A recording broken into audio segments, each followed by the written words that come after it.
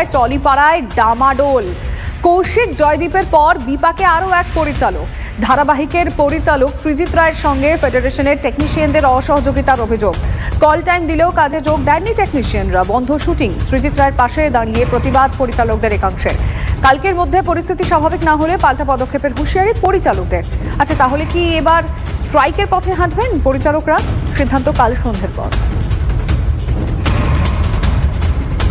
যোগাযোগ করে উঠতে পারি ওদের প্রেসিডেন্টের সাথে, তো তখন আমাকে বলে, যেটা শুনে আমি খুব হতবাক হয়ে গেছিলাম, সেটা হচ্ছে যে আমি নাকি ফেডারেশন বিরোধী কথাবার্তা বলেছি, মাদার বডি বিরোধী কথাবার্তা বলেছি, এবং সেই ক্ষেত্রে সেই জন্য নাকি ওরা কাজ বন্ধ করেছে। তো তখন আমি ওকে একটা জিনিস বলি যে তুমি তাহলে ভাই আমাকে প্রমাণ দাও। কালকে রাত্রির অবধি আমায় কোনো প্রমাণ দিতে পারিনি। ফেডারেশনও আমি অ্যাজ এ প্রডিউসার আমি একটা মেল করেছি যে এরকম কাজ বন্ধ হয়ে গেছে, এবং ফেডারেশন তো কর্মবিরতির এগেনস্টে বা স্ট্রাইকের এগেনস্টে আমি যতদূর জানি, কারণ এটা মাননীয় মুখ্যমন্ত্রীর নির্দেশ পালন করা হয়, এখানে সবাই করে।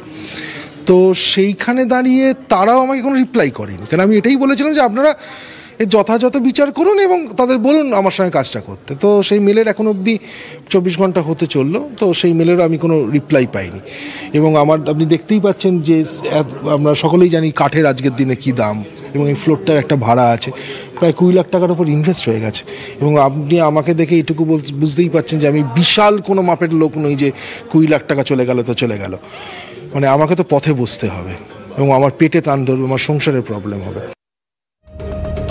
দেখুন, পরিচালক সৃজিত রায়ের বক্তব্য আপনারা শুনলেন, কিন্তু বাকি পরিচালকরা কি মনে করছেন একবার শুনুন। এই 1 মাসের মধ্যেই বলা যেতে পারে 15 দিনের মধ্যে 3 জনের কাজ আটকানো হয়েছে। আজকে আরো অনেকেই আমরা আছি, তাদের কাজও আটকানো হতে পারে বলে আমরা আশঙ্কা করছি। মাননীয় প্রথমেই বলেন যে কাজ বন্ধ, কর্মবিরতি উনি বিশ্বাস করেন না, আমরাও করি না, কিন্তু আজকে সেই কর্মবিরতি করেছে। সৃজিতের সেটে আজকে কেউ আসেনি, কাজ বন্ধ হয়ে গেছে। আমরা প্রশ্ন করছি যে কি আমাদের অন্যায়। আজকের আলোচনার ভিত্তিতে কালকে আমরা দেখব, কাল সন্ধেবেলায় বা রাতের মধ্যে আমরা পরবর্তী পদক্ষেপের সিদ্ধান্ত নেব এবং সবাইকে জানাবো। একজন ডিরেক্টর আমি প্রথম, তো আমি একজন ডিরেক্টরের সমস্যা হলে আমি ওর পাশে দাঁড়াবই, এটা আমার প্রথম কথা হচ্ছে। আমার যা অন্য কোনো পরিচয় থাকলে থাকুক, কিন্তু আমি এই মুহূর্তে একজন ডিরেক্টর, আমি ডিরেক্টরের পাশে দাঁড়িয়েছি। একটা বড় জায়গায় কাজ করতে গেলে মিসআন্ডারস্ট্যান্ডিং থাকতেই পারে, অনেক মনোমালিন্য থাকতে পারে, ভুল বোঝাবুঝি থাকতে পারে, কিন্তু সেটা আলোচ্য বিষয়।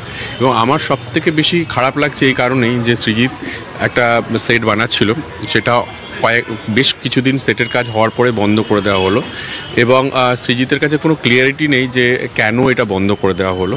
এর আগে কৌশিক গাঙ্গুলি, তারপরে জয়দীপ মুখার্জি, আজকে সৃজিত, পরশুদিন আরেকজন।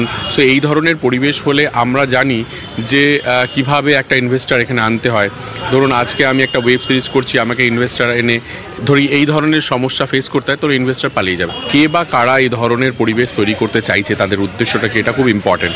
আমি একটা রিকোয়েস্ট করবো যে মাননীয় মুখ্যমন্ত্রী যে 3 জনের আমাদের ইন্ডাস্ট্রির যে 3 জনের হাতে এই দায়িত্ব দিয়েছিলেন যে এই সমস্যাটা যাতে এই সমস্যাগুলো আগামী দিন আর বড় না হতে পারে, আমি তাদেরকে রিকোয়েস্ট করব তারা এসে এই সমস্যাটার সমাধান ইমিডিয়েটলি করুক, যাতে আবার সুন্দর কাজের পরিবেশ ফিরে আসুক। ডিরেক্টররা আরজিকর আন্দোলন করেছেন, একটা জিনিস খুব পরিষ্কার করে আমি বলে দিতে চাই যে রাহুলের সময় যে ঘটনাটা ঘটেছিল, এবং সেইটা কিন্তু ঘটেছিল জুলাই মাসে, আরজিকরের ঘটনা তখনও ঘটেনি। এই একটা জিনিস খুব ভুল বোঝাবুঝি চাউর করা হচ্ছে যে ডিরেক্টররা আরজিকরের ঘটনার সঙ্গে যুক্ত ইত্যাদি, সেই কারণে আমি এই জিনিসটা পরিষ্কার করে দিলাম। আমাদের একটাই আবেদন যে আমরা বরাবর আমরা কাজ করার পক্ষে, সমস্ত টেকনিশিয়ানরা চাই যে তারা যেন কাজ করেন, কেননা টেকনিশিয়ানরাও আমার মতো মানুষ, আমারও পেটে লাথি পড়লে টেকনিশিয়ানদেরও পেটে লাথি পড়ে। এবং এই জিনিসটা কি জানেন তো, মানে আমরা কেউ হয়তো কম, কেউ হয়তো বেশি, কিন্তু প্রত্যেকে কিন্তু আমরা খেটে আমাদের নিজেদের জায়গা আমাদের তৈরি করে নিতে হয়। সেটা যে কোনো টেকনিশিয়ানের যেমন, একজন ডিরেক্টরও তেমন। ডিরেক্টরও তো end of the day technician.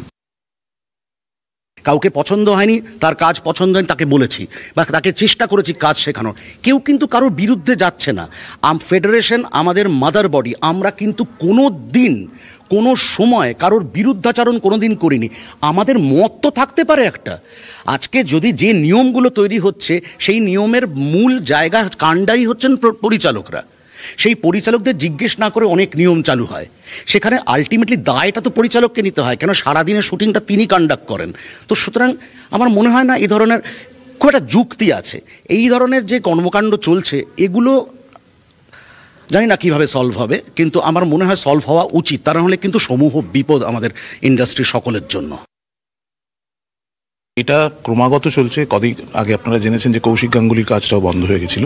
আমি যে গিল্ডের মেম্বার, তো সবচেয়ে আগে তো সেই গিল্ডকে জানানো উচিত যে আপনাদের পরিচালক যাদের এগেনস্টে আমরা বলছি বা যাদের কাজ বন্ধ করছি, তাদের আপনারা বলুন যে এটা তারা অন্যায় করেছেন, তবে তো আমরা সেটা বুঝতে পারবো যে কি কারণে আমাদের ওপর এই কোপটা পড়ছে। তো সেটা তো কেউ বলছেন না কিছু। পরমব্রত চট্টোপাধ্যায় এবং অনির্বাণ ভট্টাচার্য অভিনয়ের পাশাপাশি তারা পরিচালনার সঙ্গেও যুক্ত। তারা এই বিষয়টি নিয়ে কি বলছেন, কি ভাবছেন, শোনা যাক। না, ভেবে দেখার প্রয়োজন আছে যে এতে লাভ বা ক্ষতিটা কার বা কাদের হচ্ছে। এটা যে কলাকুশলী ভাই বোনদের কাছে আমার একটা প্রশ্ন। শুনেছি বলা হচ্ছে যে আমরা নাকি ফেডারেশন বিরোধী কাজ করেছি। একটি কমিটি হওয়ার কথা ছিল, সেই কমিটি হয়নি, তাই আমরা অন্য জায়গায় আপিল করেছি, আবেদন করেছি। কিন্তু কখনো কি আমাদের কাছ থেকে জানতে চাওয়া হয়েছে যে কি তোমরা তো আমাদেরই অংশ, তোমাদের সমস্যাটা কি একটু আমাদের বলো, সামনাসামনি চলো বসি? কোনোদিনও হয়নি। মুখ্যমন্ত্রী নিজে কিন্তু গত জুলাই মাসের শেষে যখন এরকম একটা সিচুয়েশন তৈরি হয়েছিল, নিজে বলেছিলেন যে কোনো অবস্থাতে কাউকে ব্যান, সাসপেন্ড বা ব্ল্যাকলিস্ট করা যাবে না। তো কার কথা অমান্য করা হচ্ছে এখানে? এটা আমার প্রশ্ন, বিনীত প্রশ্ন। এটা মাননীয় মুখ্যমন্ত্রীর কথা কি অমান্য করা হচ্ছে না? কেন কাজটা এরকম সৃজিতদার সেটে কাজটা বন্ধ হয়ে রয়েছে? প্রতি এখানে তো অন্যের কথা কল্পনা করে বলার কোনো অর্থ হয় না, তাই না? আমরা উদ্ভূত পরিস্থিতিটার কথা বলতে পারি। আমরা গতবারেও তাই করেছিলাম। আমরা উদ্ভূত পরিস্থিতি যেটা হয়েছে, যেটা ঘটেছে, সেটা নিয়ে আমাদের মতামত জানাতে পারি সংগঠনের তরফ থেকে।